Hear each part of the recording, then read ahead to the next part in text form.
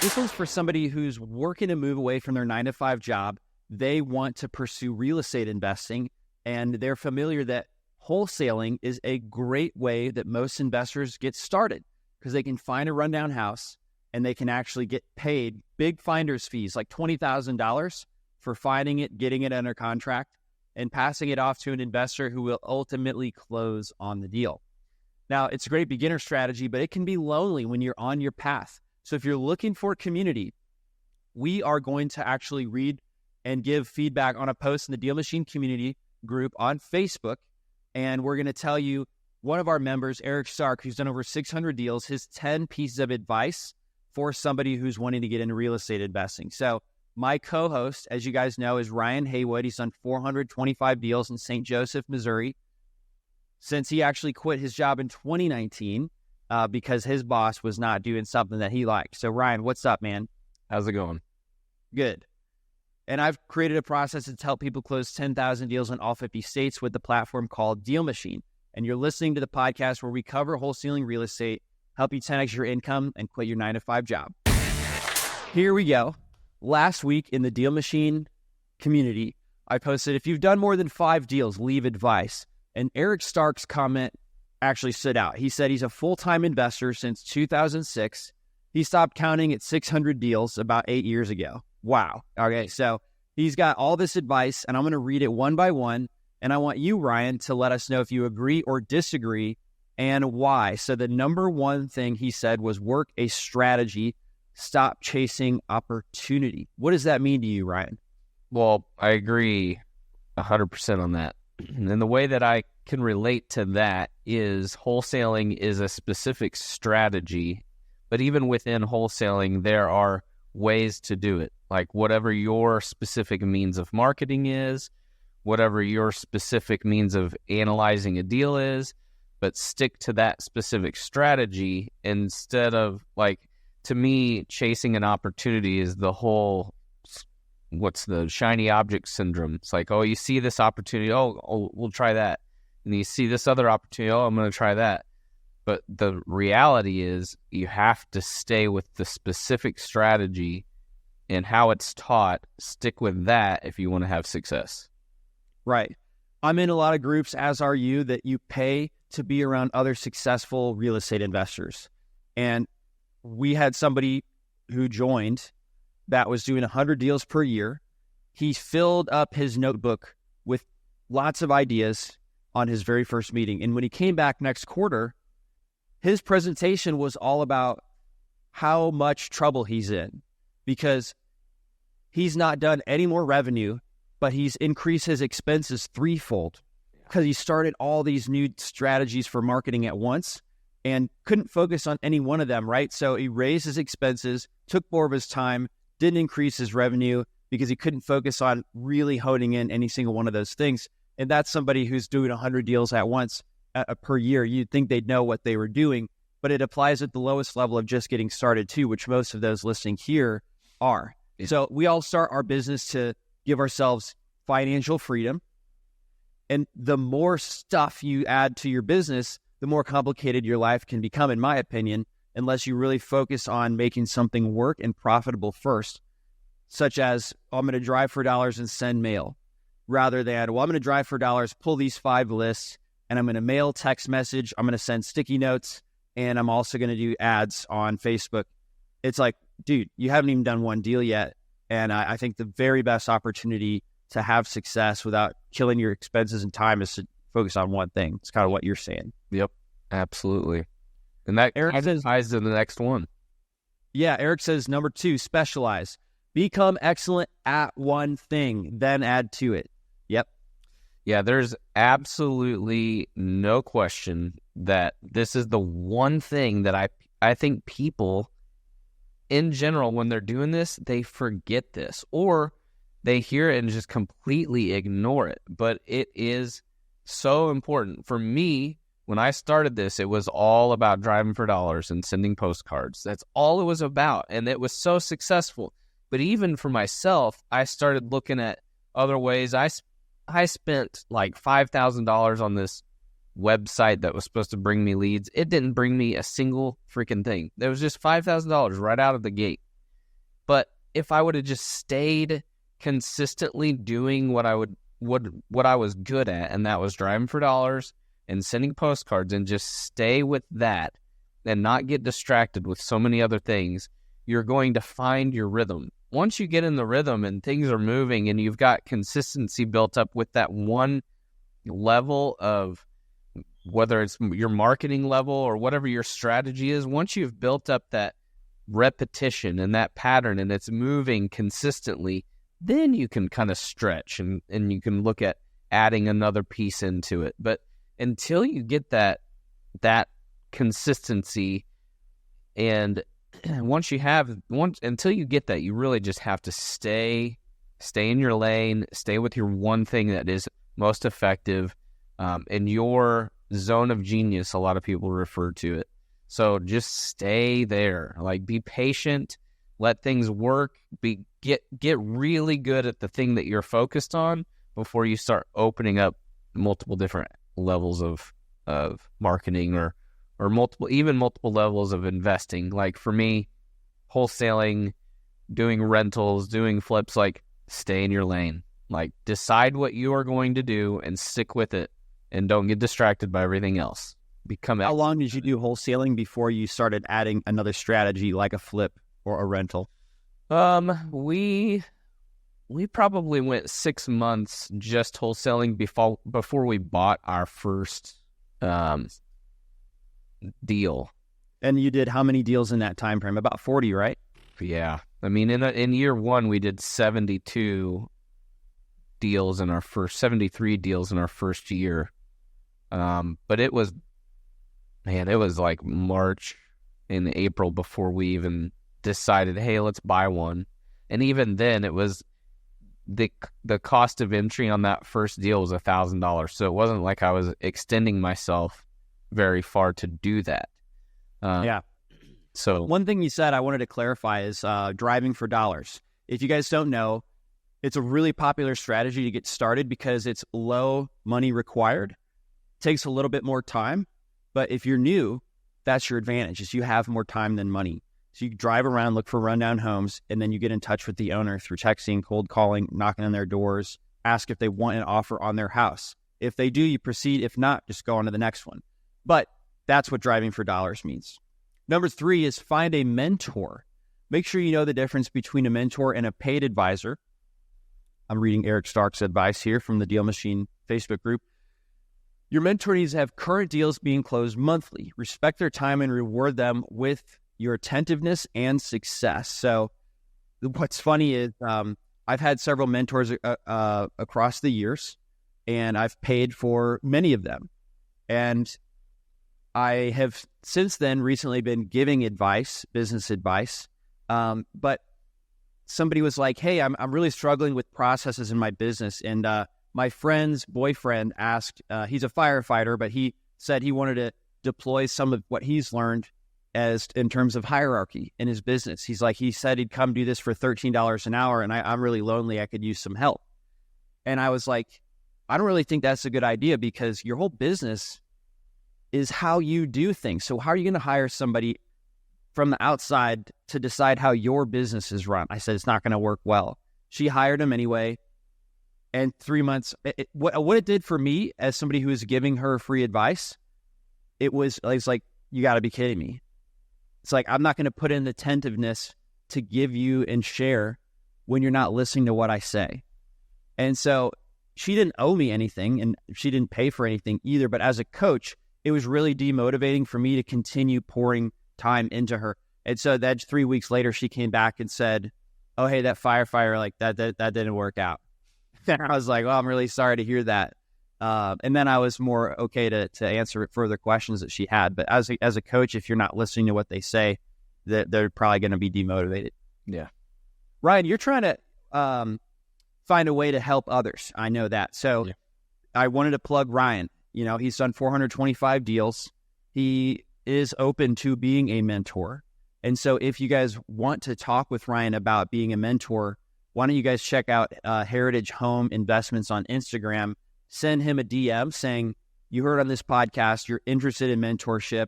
I don't think Ryan's going to do it for free, but I bet it'll be a reasonable price. And I know for sure it's going to help because he's followed the path.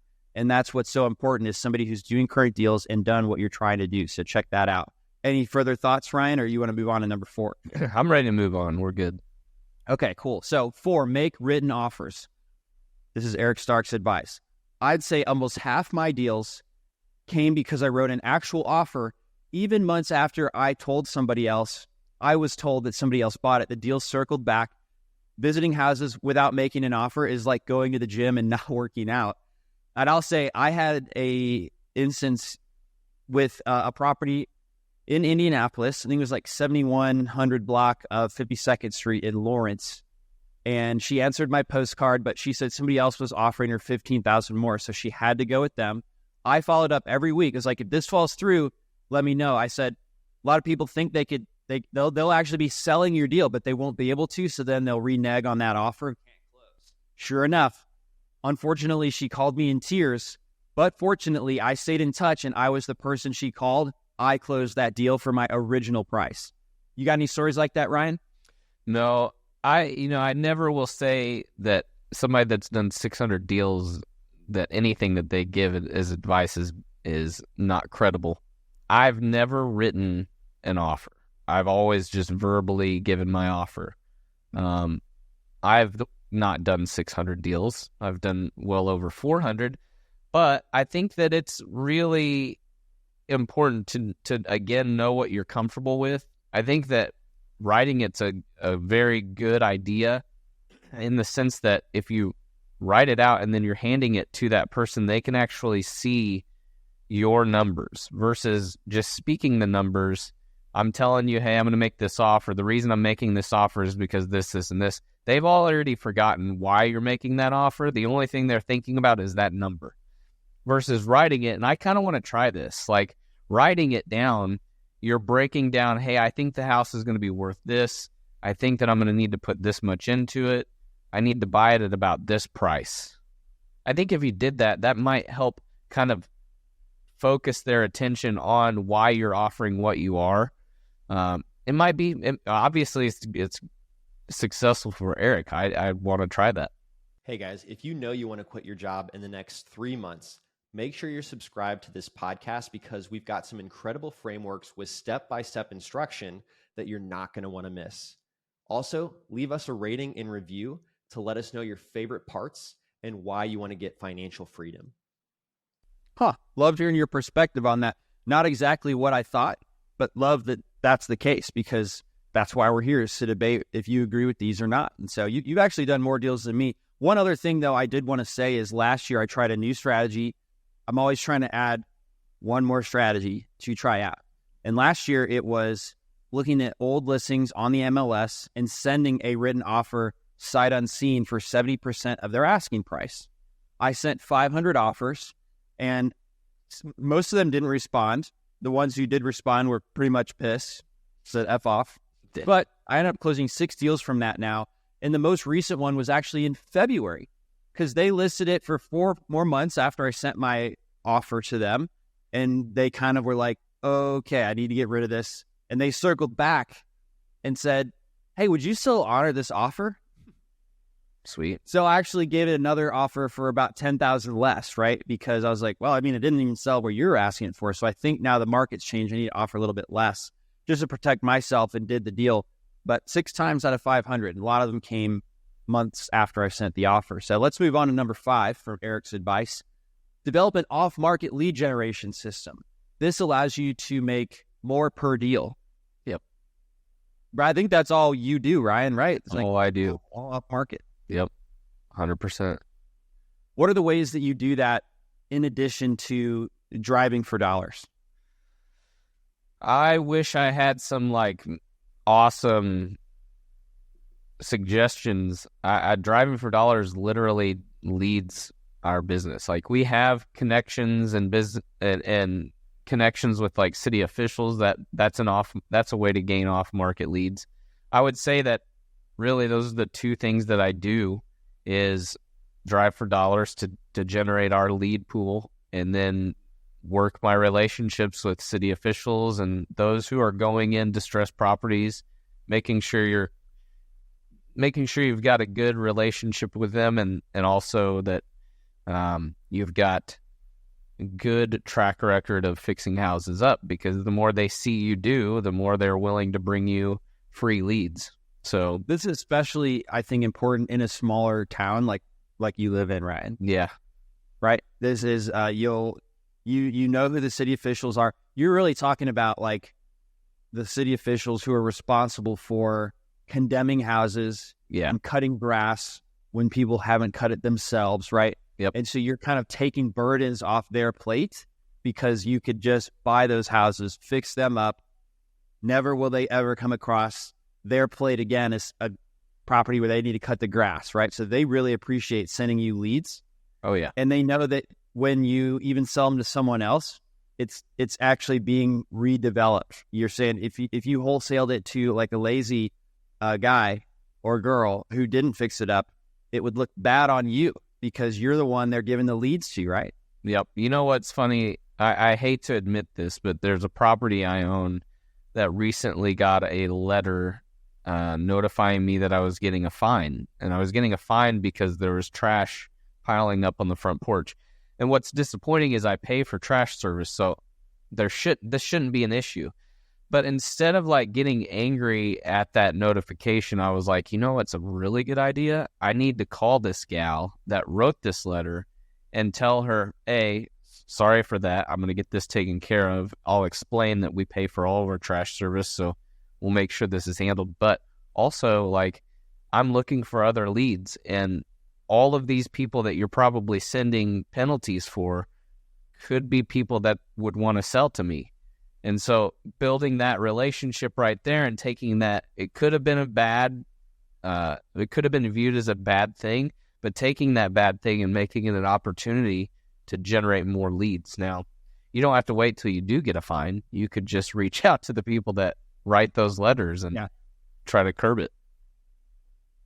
That's a great story. I like that you did that. And you took advantage of a possibly negative situation, turned it to a positive, which is a quote from Pitbull, my favorite musician. So 6th, very wise guy. Follow up often with value. So Ryan, how would you follow up with somebody who you made an offer with, but maybe is dragging their feet?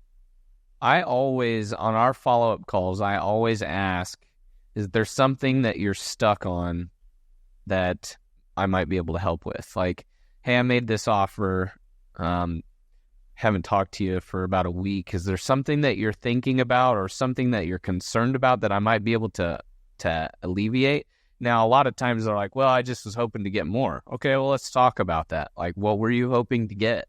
What's the number that would make this deal a done deal? And if so, can I get there by recalculating my numbers? Can I help with that? Or, man, I want to sell, I just can't, I don't know what I'm going to do with all this stuff. Well, then offering a solution to deal with all their stuff. So come to the table instead of, hey, I haven't heard from you. I was wanting to know, do you want my offer or not? Like, if you don't, I'm going to move on. Instead of coming in at that approach, come back and just ask, what else could I help you with? What else is there that would help make this decision an easier decision for you? So providing value, giving something. It doesn't even have to be anything. Like, simply, somebody taught me once that, like, people who are stuck on selling the house because they have too much stuff, you can offer a quote unquote leave behind program. It's like a program. Like, you talk to these people and they're like, I just don't know what I'm gonna do with my stuff. You know what? You qualify for our leave behind program. Well, what is that? It's as simple as whatever you don't want, just leave behind, and we will take care of it. So that's I like that you call it a program, because it kind of anchors in their mind as like something valuable. And one thing I was going to mention with that house, where it was not the highest offer, but I ended up closing it. When I would follow up, it wasn't begging for them to like come work with me. My message was, hey, it's David. I just wanted to make sure your current buyer is still going forward. Yeah. Just wanted to make sure there's no issues with that deal. And she said, yep, we're still going forward. No problem. 3 weeks in a row. Then the fourth week, That's when things change. So again, you're trying to help them with everything that you do. And now let's go to number 7 from Eric's advice. Don't work for the same dollar twice. Learn when you exit a deal and get out without having to service, manage, or keep the liability. What does this one mean, Ryan? I don't know, honestly. That one's a good one. Don't work for the same dollar twice. Okay, there's a typo. It says learn when to exit a deal. Okay. And get out without having to service, manage, or keep liability. We should ask Eric, can he do a deep dive on what the heck that means? Yeah. Okay, let's go on to number 8. Use your profits to keep the good ones. Quick cash is always good. Wealth is a slow, long-term game. Keep the good ones in areas of large future appreciation. Yeah, this is attest to this.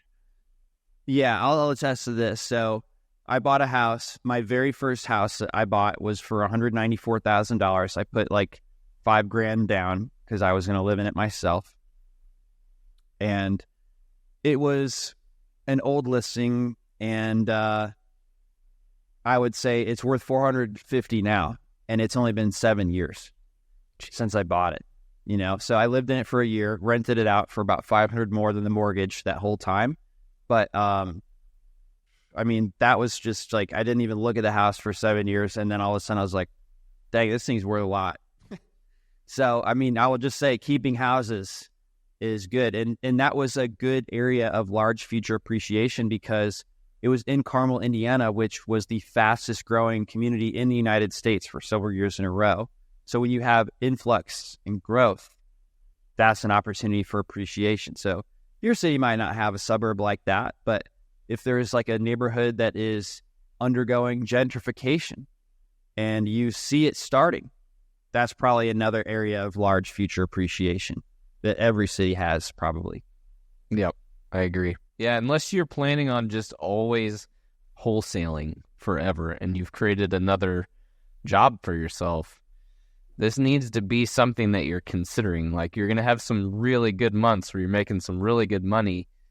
Real estate is a long-term game, but like doing 1 or 2 deals a year to help your future self have passive income, it's a very good thing to consider when the time is right. And like, when is that? Well, you may look at it like there's never a great time. The best time is when you've had a month where you made way more than you need to live on. That's when you go and invest that money in something. Number 9 is be clear on your goals. Goals are not what you want. They are what you like. Know the difference. Only thing worse than becoming successful is to get it and then realize it wasn't what you wanted. Yep. What do you mean? What resonates with you, Ryan? That is so stinking true. Like, when we started, Megan and I actually just talked about this last night, because we've reached a point where what we have now is so different than what we started.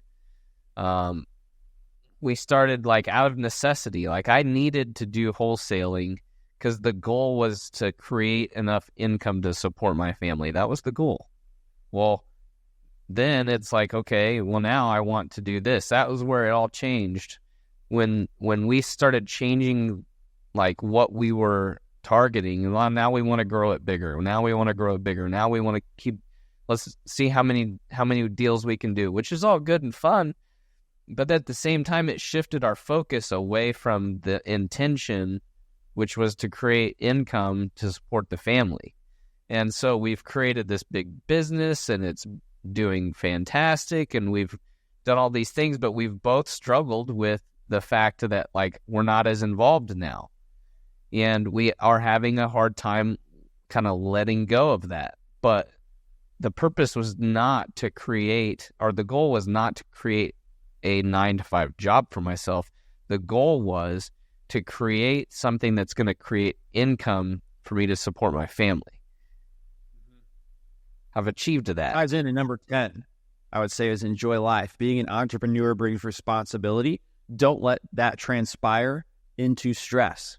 Yeah. Real estate has changed Eric's life, and he wants to enjoy the horsepower of real estate and leave the stress alone. So that is easier said than done, I will say. But from my own experience, I had 4 years of rapid growth, and then the 5th year, it actually stopped growth. And what was a highly profitable business suddenly became zero profit. And that was really stressful, especially because I had serious things like a big house. I had expenses. So I would say one way is fuel your business by putting your earnings back in your business. But this stress was actually because I was too aggressive putting my earnings into my business. And I hired 20 individuals in like 3 months. And that was just an over-aggressive investment in my company. It raised my expenses, but the people I selected weren't actually positions that ended up being able to drive growth. I was mistaken about what they'd be able to accomplish.